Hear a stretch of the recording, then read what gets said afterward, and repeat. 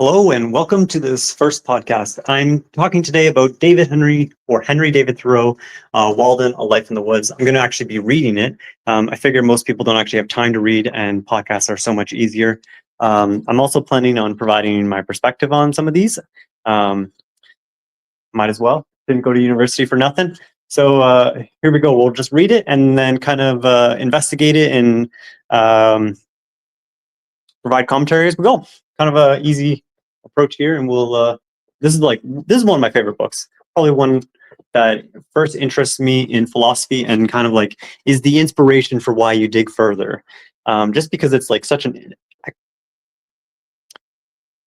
eccentric lifestyle, going out to the woods to live by yourself and to live this like I don't know, perhaps like partly Socratic, partly stoic, stoic lifestyle of like just going out and this like rugged individualism, being in the woods, caring for yourself, and just surviving on your own. Um, by all means, turn off the recording. My hair's a mess, and uh, I move around a lot. Okay, so here we go. Walden, or Life in the Woods by David. I always say David first. Henry David Thoreau, or A Life in the Woods. On the original cover, they also have a quote here. I do not propose to write an ode to dejection, but to brag as lustily and chandelier in the morning, standing on his roost, if only to wake my neighbors up. Economy. When I wrote the following pages, or rather bulk of them, I lived alone in the woods, a mile from any neighbor, in a house which I had built myself on the shore of Walden Pond in Concord, Massachusetts. I had earned my living by the labor of my hand. I lived there 2 years and 2 months. At present, I am a sojourner in civilized life again. I should not obtrude my affairs so much on the notice of my readers if very particular inquiries had not made my townsmen concerning. Have not been made by my townsmen concerning my mode of life, which some would call impertinent, though they do not appear to me to be impertinent, but considering the circumstances, very natural and pertinent. Some have asked what I got to eat, if I did not feel lonesome, if I was afraid, and the like. Others have been curious to learn what portion of my income I devoted to charitable purposes, and some who have large families, how many poor children I maintained. I will therefore ask those of my readers who feel no particular interest to me to pardon me if I undertake to answer some of these questions in this book. In most books, the I, or first person, is omitted. In this, it will be retained that in respect to egotism, is the main difference. We commonly do not remember that it is, after all, always the first person that is speaking. I should not so much about myself if there were anybody else whom I knew as well. Notably, this book is, sorry, first bit of commentary here.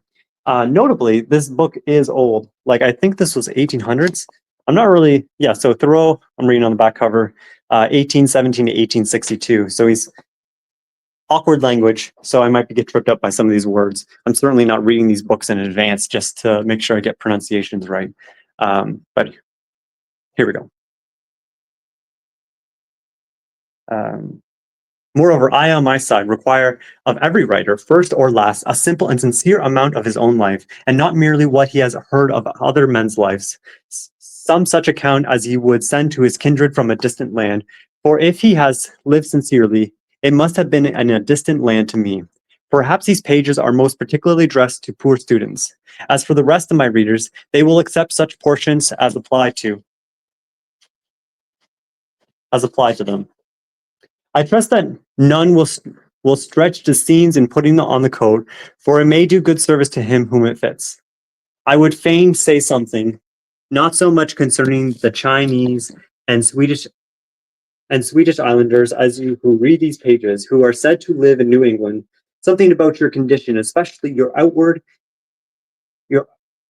condition or circumstances in this world, in this town, which it is, whether it is necessary that it be as bad as it is, whether it cannot be improved as well as not. I have traveled a good deal in Concord, and everywhere, in shops and offices and fields, and the inhabitants have appeared to me to be doing penance in 1,000 remarkable ways.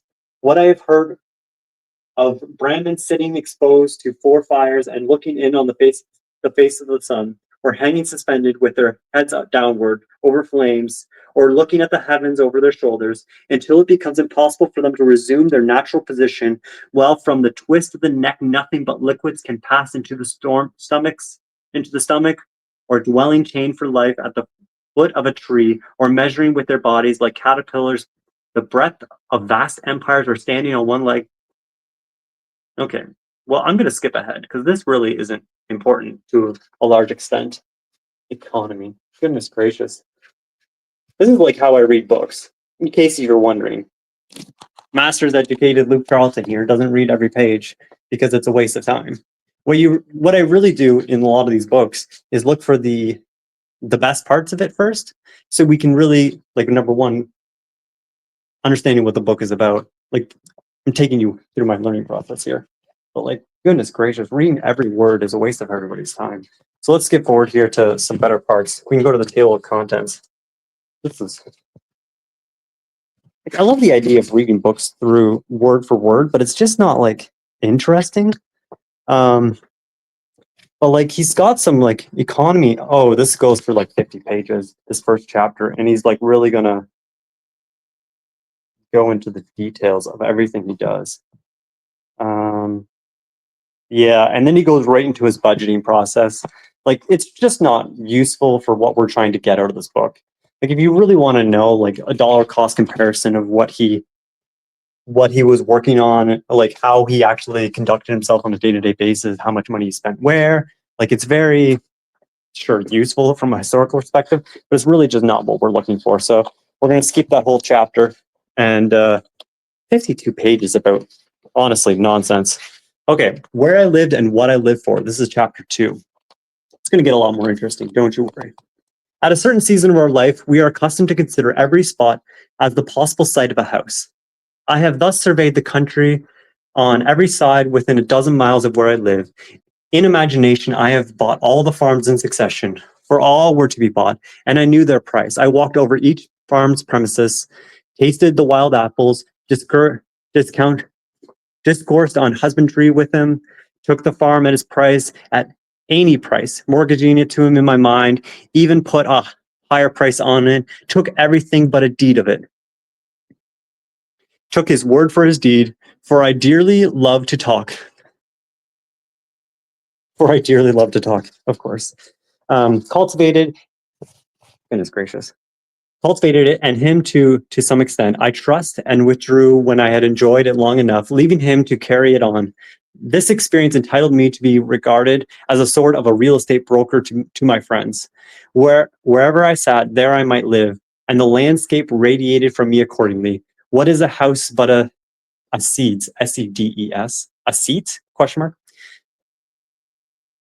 Better if a country seat. I discovered many a site for a house not likely to be improved, with which some might have thought too far from the village, but to my eyes the village was too far from it. Well, there I might live, I said, and there I did live, for an hour, a summer, and a winter life. Saw how I could let the years run off, buffet the winter through, and see the spring come in. The future inhabitants of this region, wherever they may place their house, may be sure that they have been anticipated. In afternoon suffice to lay out the hand of the orchard, the woodlot, pasture, and pasture, and to decide what fine oaks or pines should be left to stand before the door, and whence each blasted tree could be seen to the best advantage, and then I let it lie. Fallow, perchance, for a man is rich in proportion to the number of things which he can afford to let alone. My imagination carried me so far that I even had the refusal of several farms, and the refusal was all I wanted, but I never got my fingers burnt by actual possession. The nearest that I came to actual possession was when I bought the Hollowell type place, and had begun to sort my seeds, and collected materials with which to make a wheelbarrow to carry it off, or to carry it on or off with. But before the owner gave me a deed of it, his wife, every man has such a wife, changed her mind and wished to keep it. And he offered me $10 to release him. Now, to speak the truth, I had but 10 cents in the world, and it surpassed my arithmetic to tell, if I was that man who had 10 cents, or had the farm or $10, or altogether. However, I let him keep the $10 and the farm too, for I carried it far enough, or rather, to be generous, I sold him the farm for just what I gave it for, and, as he was not a rich man, made him a present of $10, and still had my 10 cents and seeds and materials for a wheelbarrow left. I found thus that I had been a rich man without any damage to my property, but I retained the landscape, and I have since annually carried off what it yielded without a wheelbarrow. With respect to landscapes, quote, I am monarch of all I survey. My right there is none to dispute. End quote. I don't know if it's certainly not saying where it's quoted from. I assume it's the Bible, but I have no idea. I have frequently seen a poet withdrew, having enjoyed the most valuable part of a farm, while the crusty farmer supposed that he had got a few wild apples only. Why the owner does not know it for many years, when a poet has put his farm in rhyme, the most admirable kind of invisible fence, has fairly impounded it, milked it, skimmed it, and got all the cream, and left the farmer only the skimmed milk. The real attractions of the Hollowell farm to me were its complete retirement, being about 2 miles from the village, half a mile from the nearest neighbor, and separated from the highway by a broad field. Its bounding on the river, which the owner said protected it by its fogs from frosts in the spring, though that was nothing to me. The gray color and ruinous state of the house and barn, the dilapidated fences, which put such an interval between me and the last occupant, the hollow and the lichen-covered apple trees, gnawed by rabbits, showing what kind of neighbors I should have. But above all, the recollection I had from it, I had of it from my earliest voyages up the river, when the house was concealed behind a dense grove of red maples, through which I heard a house dog bark. I was in haste to buy, before the proprietor finished getting out some rocks, cutting down the hollowed apple trees, and grubbing up some young birches which had sprung up in the pasture, or in short, had made any more of his improvements. To enjoy these advantages, I was ready to carry it on, like Atlas, to take the world on my shoulders. I have never heard what compensation he received for that, and do all those things which had no other motive or excuse but that I might pay for it and be unmolested by my possession of it. For I knew all the while that it would yield the most abundant crop of the kind I wanted, if I could only afford to let it alone. But it turned out as I have said. All that I could say then, with respect to farming on a large scale, I have always cultivated a garden, was that I had had my seeds ready. Many think that seeds improve with age. I have no doubt that time discriminates between the good and the bad, and when at last I shall plant, I shall be less likely to be disappointed. But I would say to my fellows once for all, as long as possible, live free and uncommitted. It makes but little difference whether you are committed to a farm or to the county jail. Old Cato, Cato, whose De Rustica, 3 words, DERERUSTICA with an accent, is my cultivator, says, and the only translation I have seen makes sheer nonsense of the passage. When you think of getting a farm, thus turn it thus in your mind, not to buy greedily, nor spare your pains to look at it, and do not think of it enough to go round it once. The oftener you go there, the more it will please you, if it is good.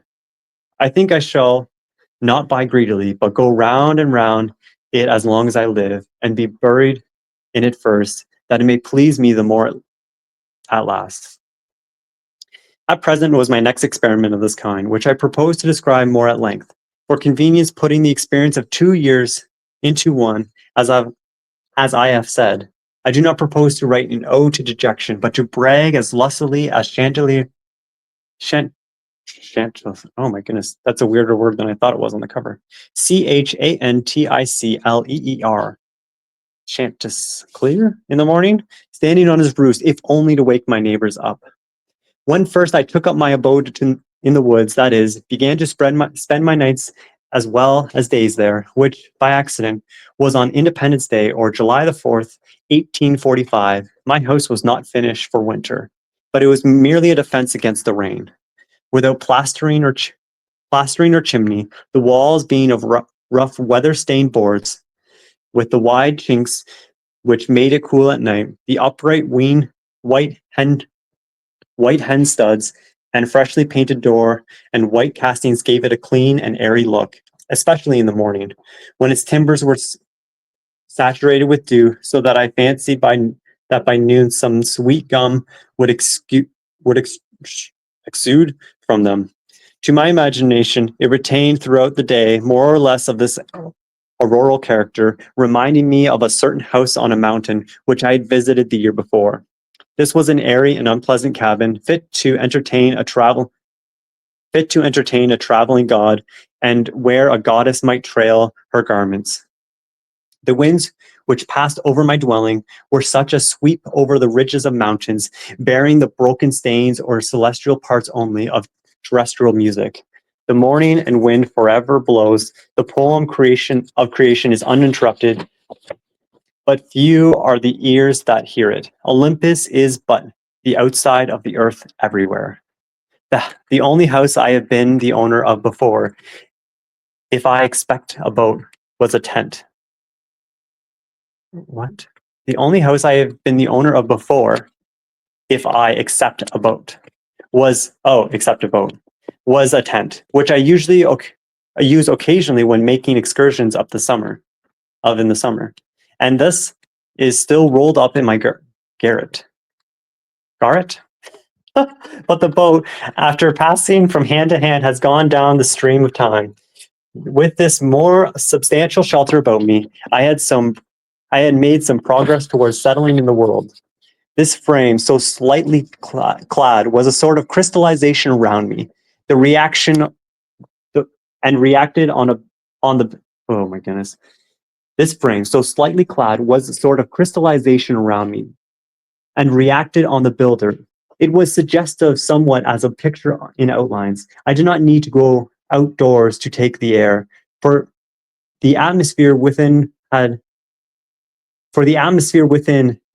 lost none of its freshness. It was not so much within doors as behind a wood, it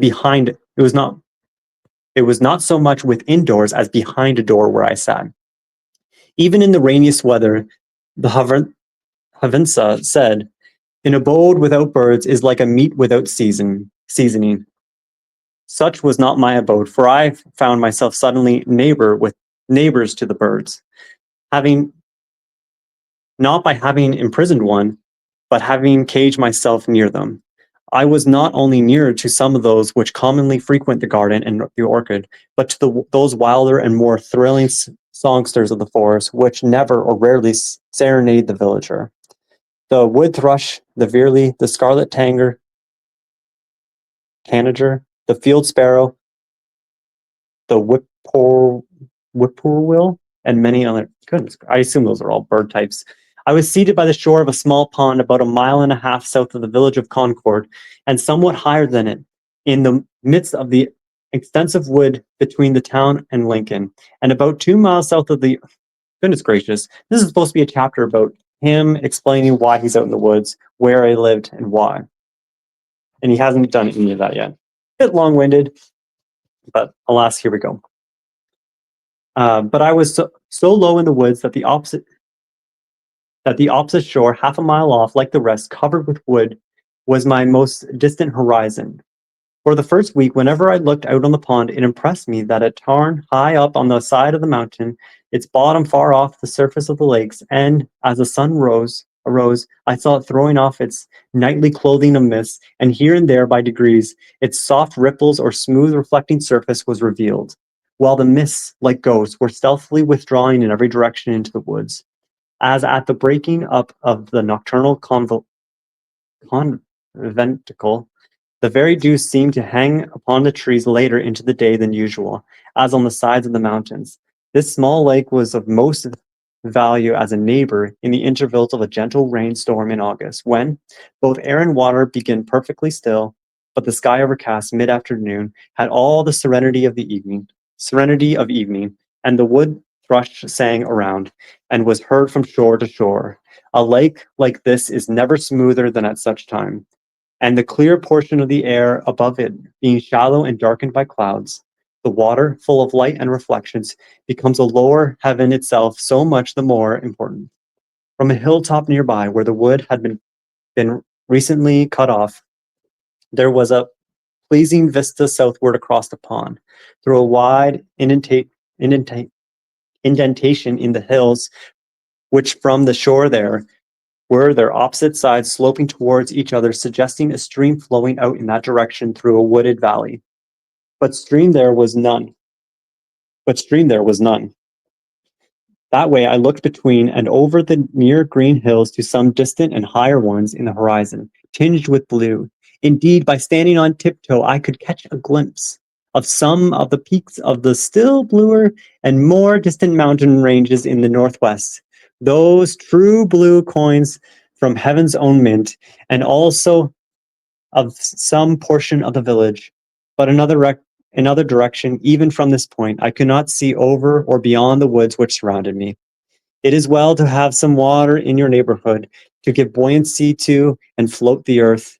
One value your one value even of the smallest well is that when you look into it, you see the earth is not continent but insular.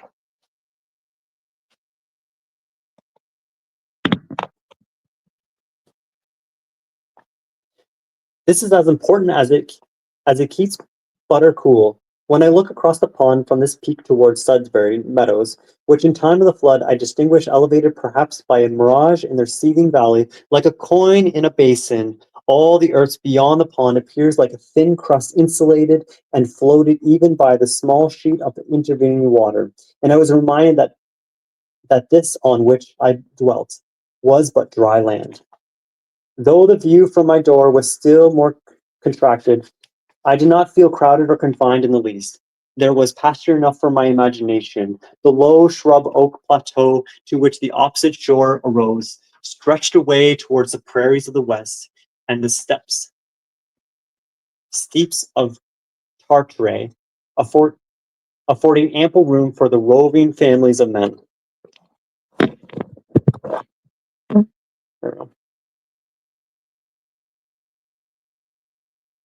There are none happy in the world but beings who enjoy freely a vast horizon, said Damodara, when his herds required a new and larger pasture. Both place and time were changed, and I dwelt nearer to those parts of the universe and to those eras in history which had most attracted me. Where I lived was far off, as many a region viewed nightly by astronomers. We are wont to imagine rare and delectable places in some remote and more celestial corner of the system, behind the constellation of Cassiopeia's chair. I have no idea what that means. Far from noise and disturbance, I discovered that my house actually had its site in such a withdrawn but forever new and unprofaned part of the universe. If it were worth the while to settle in those parts near the Pleiades or Hades, to Anaber or Altair, then I was really there, or at an equal remoteness from the life which I had left behind, dwindled and twinkling with as fine a ray to my nearest neighbor, and to be seen only in moonless nights by him. Such was that part of creation where I had squatted. Quote, there was a shepherd that did live, and held his thoughts as high as were the mounts whereupon his flocks did hourly feed him, did hourly feed him by. There was a shepherd that did live, and held his thoughts as high, as were the mounts whereupon his flocks did hourly feed him by. What a strange poem. What should we think of the shepherd's life if his flocks always wandered to higher pastures than his thoughts? Every morning was a cheerful invitation to make my life of equal simplicity, and I might may say innocence with nature herself. I have been a sincere worshipper of a aurora as the Greeks. I got up early and bathed in the pond. That was a religious exercise, and one of the best things which I did. They say that characters were engraven on the bathtub, on the bathing tub of King Tang's. Goodness gracious, I have no idea what that name is. That's my best effort, and I'm not going for it again. To this effect, renew thyself completely each day. Do it again, and forever again. I can understand that. Morning brings back the heroic ages. I was as much affected by the faint hum of a mosquito making its invisible and unimaginable tour through my apartment at earliest dawn, when I was sitting with door and windows open, as I could be by any trumpet that ever sang the frame. It was Homer's Requiem, itself an Iliad and Odyssey in the air, singing its own wrath and wanderings. There was something comical about it. Oh, cosmical about it. Cosmical about it. A standing advertisement, till forbidden, of the everlasting vigor, of fertility of the world, the morning, which is the most memorable season of the day. It's the awakening hour. There, then there, then there is least somnolence in us, solemnness in us, solemnness in us. And for an hour at least, some parts of us awakes, which slumbers all the rest of the day and night. Little to be expected of that day, if it can be called a day, to which we were not awakened by our genius, but by the but by the mechanical nudgings of some servitor, are not awakened by our own newly acquired force and aspirations from within, accompanied by the undulations of celestial music, instead of factory bells, the fragrance filling the air to a higher life than we fell asleep from, and thus the darkness bears its fruits, and prove itself to be good no less than the light. That man who does not believe in that each day contains an earlier, more sacred and auroral hour than he has yet profaned, has despaired of life, and is pursuing a descending and darkening way. After a partial cessation of his strenuous life, the soul of a man, or its organs rather, are reinvigorated each day, and his genius tries again what noble life it can make. All memorable events, I should say, transpire in the morning time and in the morning atmosphere. It's interesting. So, like, he clearly loves nature, and he very much sees something transcendent about the morning, like the renewal process, the awakening of life. The To him, it's all like a quasi religious experience for sure. It matters not what the clocks say or the attitudes and labors of men. Morning is when I am awake, and there is a dawn in me. Moral reform is the effort to throw off sleep. Why is it that men give so poor an account of their day if they have not been slumbering? They are not such poor calculators. If they had not been overcome with drowsiness, they would not have performed something. The millions are awake enough for physical labor, but only one in a million is awake enough for effective intellectual exertion. Only 1 in 100 million to a poetic or divine life.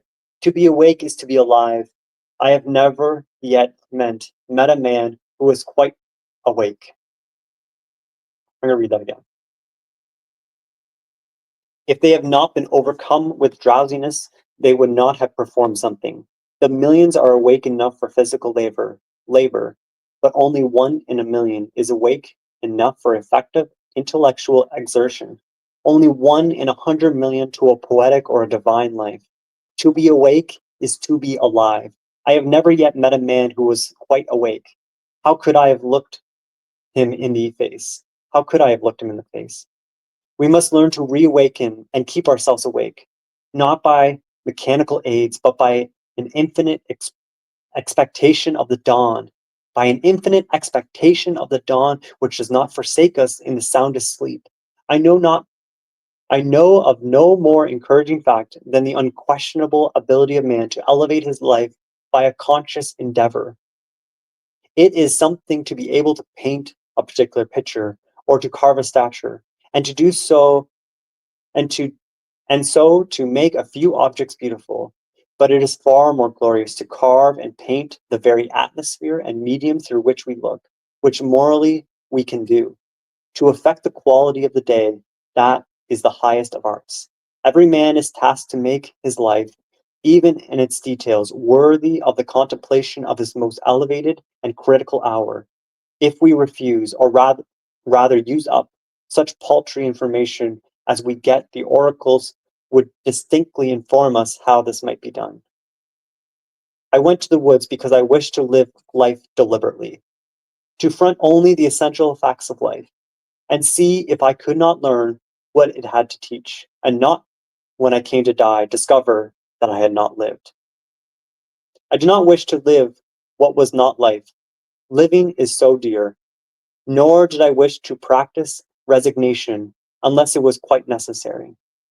I wanted to live deep and suck out all the marrow of life, to live so sturdily and Spartan like as to put rout all that was not life, to cut a broad swath and shave close, to drive life into a corner and reduce it to its lowest terms, and, if it proved to be mean, why then to get the whole and genuine meanness of it and publish its meanness to the world, or if it were sublime, to know it by experience, and be able to give a true account of it in my next excursion. For most men, it appears to me, are in a strange uncertainty about it, whether it is of the devil or of God, and have somewhat hastily concluded that it is the chief end of man here to quote glorify God and to enjoy him forever. End quote. Herein is what we're trying. This is the whole purpose of this book and everything that Thoreau is working towards. He is going to the woods to cut off everything that is not the basic essential facts of life, to study it closely to see if life is mean or if there is this divine excellence within it and is something to be celebrated. He is also talking quite explicitly here about enlightenment in general, about how you there's this experience you have like where some people you once you go through like this university process, it's the, enlightenment never made sense to me before I started university, like what they were talking about at all. And it's not like I think there is some merit to it, where like whereby you increase the level of your thinking. But it seems to be more and more so. It's just that people aren't exposed or can't speak the language of the academic, and so it's hard to engage, hard to talk to them if you have no similar reference points to engage in a conversation about. Um, and so Walden is a perfect example of this, where like his ideas aren't really all that profound. Like he's going into the woods to experience life. He has some transcendental philosophy where becoming close to nature is a form of reconnecting with your human soul or spirit, um, and there's something beautiful, refreshing, rejuvenating about like in particular the morning time. It's like this real metaphoric artistic language, um, and it's kind of and this rugged individualism that he also incorporates into this, like by being alone in the woods, is like is really getting back to the basics of life. Like, oh, this is the work that is required to sustain human life. You need to build a place to live, you need to care for your food, and you need to care for your heat sources, and where you're going to sleep, and so on and so forth. And as I think we'll get into later, it's been quite some time since I've actually read this book, but he's trying to, when he talks about people being awake, there there is a difference, and maybe going through these books helps some people, but the idea is that like There is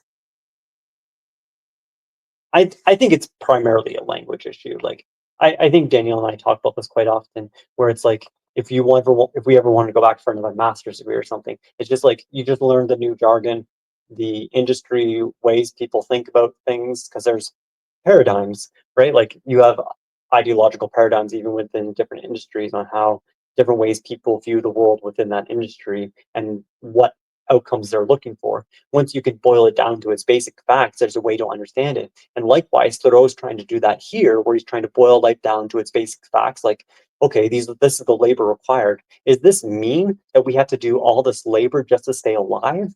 Like, this is an intense burden that one person has to carry. Or is there something like delicate and sweet about it? Yes, there's a lot of work, but is there also something rejuvenating on the other side? Is there something more for us in that? And I think what he ultimately says is like labor is like, I mean, partly this comes out of like the Protestant work ethic, and like there's other ideas in society that are going on. And he's certainly not, I don't think he wholly, I don't remember if he's, I mean, I'm sure he's probably within the Christian movement somewhere, just given the time period. But like we see him like reclaim these values kind of from like the secular perspective. So, anyways, we'll continue reading and we'll see where he goes. It's honestly been a long time since I've read this.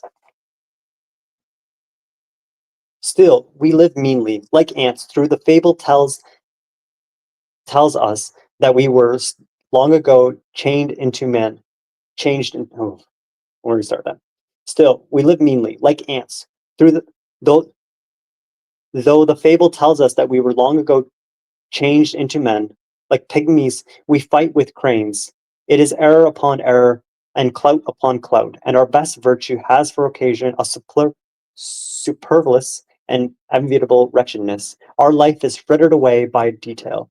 An honest man has hardly need to count more than his 10 fingers, or in extreme cases he may add his 10 toes and lump the rest simplicity, simplicity, simplicity. I say, let your fares be as 2 or 3, and not 100 or 1,000. Instead of million, count a half dozen, and keep your accounts on your thumbnail. In the midst of this chopping sea of civilized life, such are the clouds and storms and quicksands and 1,001 items to be allowed for, that a man has to live, if he would not founder and go to the bottom and make his port and all at all by dead reckoning. And he must be a great calculator indeed who succeeds. Simplify, simplify. Indeed, if instead of 3 meals a day, if it be necessary, eat but one. Instead of 100 dishes, 5, and reduce other things in proportion. Our life is like a German confederacy, made up of petty states, with its boundary forever fluctuating, so that even a German cannot tell you how it's bounded at any moment. The nation itself, with all its so-called internal improvements, which, by the way, are are all external and superficial, is just such an unwieldy and overgrown establishment, cluttered by furniture and tripped up by its own traps, ruined by luxury and heedless expense, by want of calculation and a worthy aim, as the million households in the land, and the only cure for it, as for them in a rigid economy, a stern and more than a Spartan simplicity of life and elevation of purpose. It lives too fast. Men think that it is essential that the nation have commerce and export ice and talk through a telegraph and ride 30 miles an hour without a doubt, whether they do or not. But whether he should live like baboons or like men is a little uncertain. If we need, if we do not get out sleepers and forge rails and devote days and nights to work and go to tinkering upon our lives to improve them, who will build railroads? And if railroads are not built, how shall we get to heaven? How shall we get to heaven in season? But if we stay at home and mind our business, who will want railroads? We do not ride on the railroad, it rides upon us. Did you ever think what those sleepers are that underlie the railroad? Each one is a man, an Irishman or a Yankee man. The rails are laid upon them. They are covered with sand, and the cars run smoothly over them. They are sound sleepers, I assure you. And every few years a new lot is laid down and run over so that, if some have the pleasure of riding on a rail, others have the misfortune to be ridden upon. And when they run over a man that is walking in his sleep, a supernumerary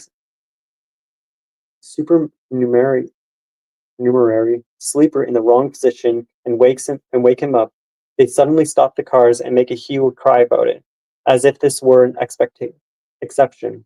I am glad to know that it takes a gang of men for every 5 miles to keep the sleepers down and lie in their beds as it is. For this is a sign that they may sometime get up again.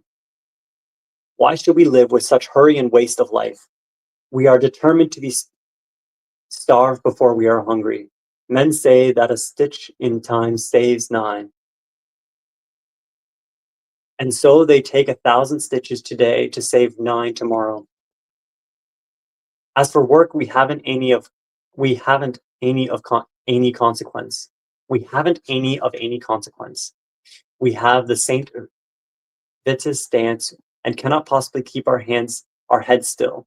If I should only give a few pulls at the parish bell rope, as for a fire that is, without setting the bell, there is hardly a man on his farm in the outskirts of Concord, notwithstanding that press of engagements which has his excuse so many times this morning, nor a boy, nor a woman, I might almost say, but would forsake all and follow that sound, not mainly to save property from the flames, but, if we will confess the truth, much more to see it burn, since burn it must, and we, be it known, did not set it on fire, or to see it put out, and have a hand in it.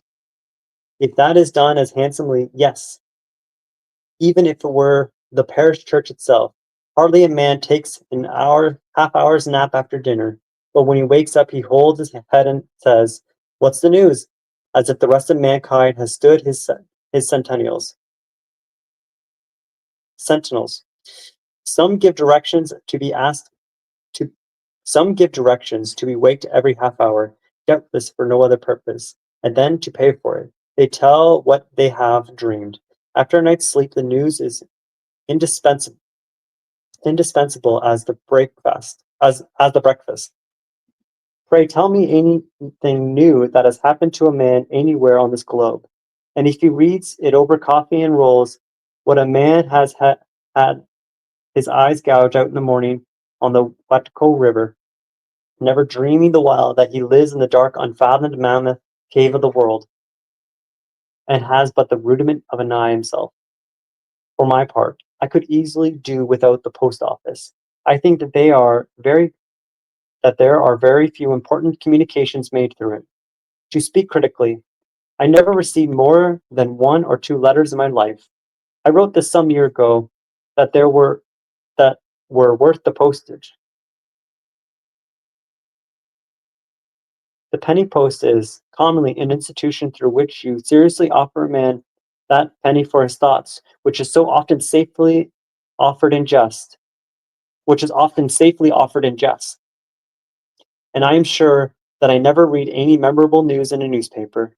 If we read one, if we read of one man robbed or murdered or killed by accident, or one house burned, or one vessel wrecked, or one steamboat blown up, or of one cow run over by the Western Railroad, or one mad dog killed, or one lost of grasshoppers in the winter, we never need read of another.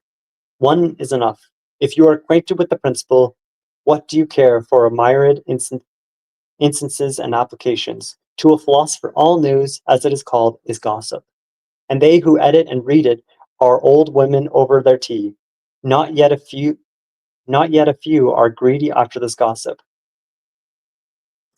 There was such a rush, as I hear, the other day at one of the offices to learn the foreign news by the last arrival, several large squares of plate glass belonging to the establishment were broken by the pasture.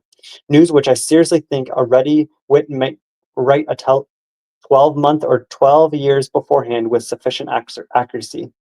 As for Spain, for instance, if you know how to throw in Don Carlos and the Infanta, and Don Pedro and Salib and Granda from time to time in the right proportions. They may have changed the names a little since I saw the papers and serve up a bullfight when other entertainment fails. It will be true to the letter, and give us as good an idea of the exact state or ruin of things in Spain as the most succinct and lucid reports under the head of the newspapers. And as for England, almost the last significant scrap of news from that quarter was the Revolution of 1649, and if you had learnt the history of her crops for an average year, you need never attend to that thing again, unless your speculation are of a merely pecuniary character.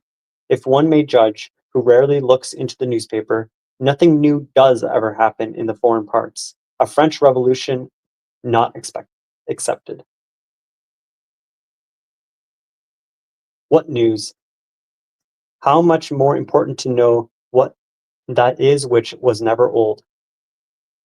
Came he, you great dignitary of the state of WEI, sent a man to wherever to know his news, caused the messenger to be seated near him, and questioned him in these terms: What is your master doing? The messenger answered him with respect. My master My master desires to diminish the number of his faults, but he cannot come to the end of them. The messenger being wrong, the philosopher remarked, What a worthy messenger! What a worthy messenger! The preacher, instead of vexing the ears of drowsy farmers on the day of rest at the end of the week, for Sunday is as fit conclusion of an ill-spent week, and not the fresh and brave beginnings of a new one.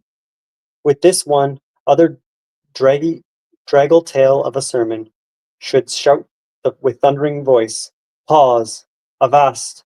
Why so seemingly fast, but deadly slow?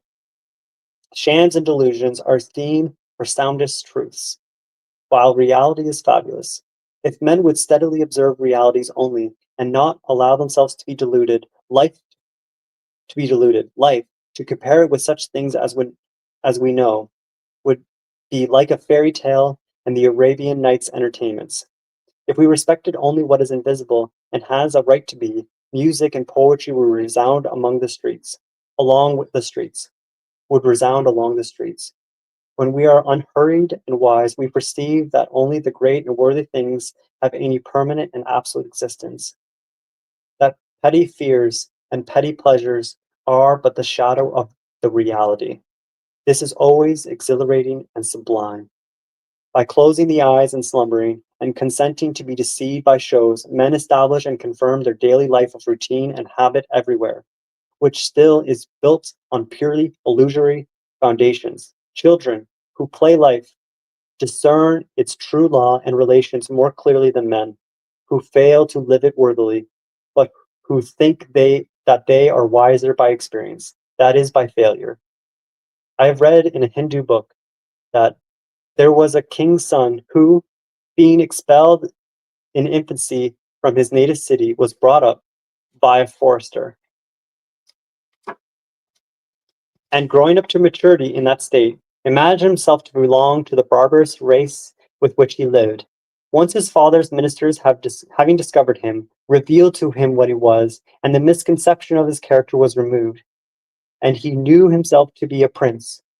So soul, continues the Hindu philosopher, from the circumstances in which it is placed, mistakes its own character until the truth is revealed to it by some holy teacher, and then it knows itself to be a Brahmi.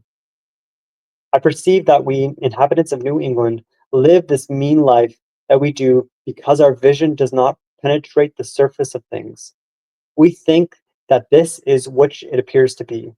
If a man should walk through this town and see only the reality, where, think you, would the mill dam go to?